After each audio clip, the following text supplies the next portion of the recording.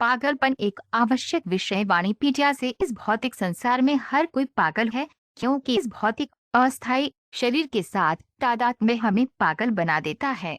यह सोचना कि ये शरीर स्थायी है हमें पागल बना देता है, क्योंकि ये भ्रम में है, माया है। हम ये शरीर नहीं, आत्मा है। और अपने आप को इस शरीर के बारे में सोचना यह सोचना है कि हम कुछ हैं जो हम नहीं हैं, जो हमें वास्तव में पागल बनाता है। हमारा झूठा अहंकार, वासना और जुनून नियंत्रण से बाहर हो सकता है और वह दक्ष जैसे महान व्यक्ति को भी पागल बना सकता है। श्री प्रभुपाद की पुस्तकें, व्याख्यान, वार्तालाप और पत्र इस आवश्यक विषय की व्यापक प्रस्तुति प्रदान करते हैं, जैसा कि वानी कोट्स क्रेजीनेस श्रेणी में देखा गया है। उनकी शिक्षाओं का एक परिचय निम्नलिखित 8 उद्धरणों में दिया गया है। श्री प्रभुपाद की शिक्षाओं से उद्धरण लोग वास्तव में मानवीय जीवन पाने का मौका बर्बाद कर रहे हैं, क्योंकि वे कृष्ण के निर्देशों को कोई महत्व नहीं दे रहे हैं। उनकी तथाकथित सभ्यता की उन्नति पागल खाने में मनुष्यों के पागल प्रयासों के समान है।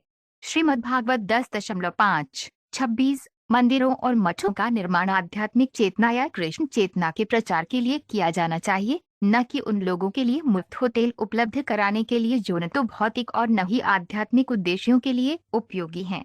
मंदिरों और मठों को पागल लोगों के बेकार क्लबों से सख्ती से दूर रखा जाना चाहिए। श्रीमद्भागवत 7.138 जब श्री कृष्ण चिमंतकमणि की खोज के लिए द्वारका नगर से निकले और उन्हें घर लौटने में देर हो गई, तो उद्धव इतने पीड़ित हो गए कि उनके शरीर पर रोग के लक्षण प्रकट हो गए। दरअसल कृष्ण के प्रति अपने अत्यधिक परमानंद प्रेम के कारण उद्धव द्वारका में पागल के रूप में जाने जाने लगे। उनके महान सौभाग्य से उस दिन एक पागल व्यक्ति के रूप में उद्धव की प्रतिष्ठा दृढ़ता से स्थापित हो गई। उद्धव का पागलपन व्यवहारिक रूप से तब साबित हुआ जब वे सघन काले बादलों का सूक्ष्मता से निरीक्षण करने के लिए रेवतक पहाड़ी पर गए। भक्ति का अमृत अध्याय 38 शारीरिक वायु और चयापचय की गड़बड़ी की दलील पर श्री चैतन्य महाप्रभु ने पागलों की तरह व्यवहार किया। इस प्रकार अपने विद्यालय में उन्होंने कृष्ण भावनामृत के माध्यम से क्रियाओं के व्याकरण को समझाना शुरू किया। कृष्ण के संबंध में व्याकरण में सब कुछ समझाते हुए भगवान ने अपने छात्रों को सांसारिक शिक्षा से दूर रहने के लिए प्रेरित किया, क्योंकि कृष्ण भावना भावित बनना बेहतर है और इस तरह शिक्षा के उच्चतम पूर्ण मंच को प्राप्त करना है। चैतन्य चरितामृत आदि लीला 17.7 श्रीमती राधारानी के पागलपन को उद्धव ने कृष्ण को समझाया, जिन्होंने कहा, मेरे प्रिय कृष्ण, आपसे अलगाव की अत्यधिक भावनाओं के कारण श्रीमती राधारानी कभी जंगल के पेड़ों में अपना बिस्तर बना रही हैं, कभी नीले बादल को डांट रही हैं और कभी कभी जंगल के घने अंधेरे में भटकती रहती है। इस प्रकार वे एक पागल औरत की तरह हो गई है।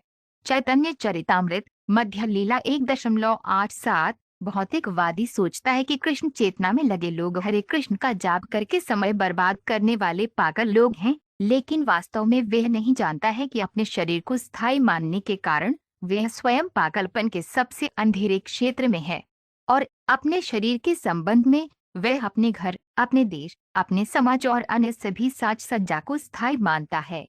श्रीमद्भागवत 3.303 वास्तव में हम देख सकते हैं कि काम, क्रोध और जुनून मनुष्य को पागल बना देते हैं, भले ही वह दक्ष के समान महान क्यों न हो। दक्ष नाम से ही पता चलता है कि वे यह सभी भौतिक गतिविधियों में विशेषज्ञ थे, लेकिन फिर भी शिव जैसे पवित्र व्यक्तित्व के प्रति उनकी घृणा के कारण उन पर इन 3 शत्रुओं क्रोध, वासना और जुनून ने हमला किया था। श्रीमद्भागवत 4.2-19 जैसे कभी कभी हम में से कोई पागल हो जाता है और वह पागल खाने में चला जाता है, वैसे ही जो लोग पागल हो जाते हैं, ऐसी आध्यात्मिक पहचान होती है, उन्हें इस पागल खाने में डाल दिया जाता है। इसे भौतिक जगत कहा जाता है। यह एक प्रकार का पागल खाना है। सब कुछ बहुत समझदारी से नहीं किया जा रहा है, तो हमें इस पागल खाने से बाहर निकलना होगा और भगवान श्री कृष्ण के राज्य में प्रवेश करना होगा। भगवद गीता व्याख्यान 7 सितंबर 1966 न्यूयॉर्क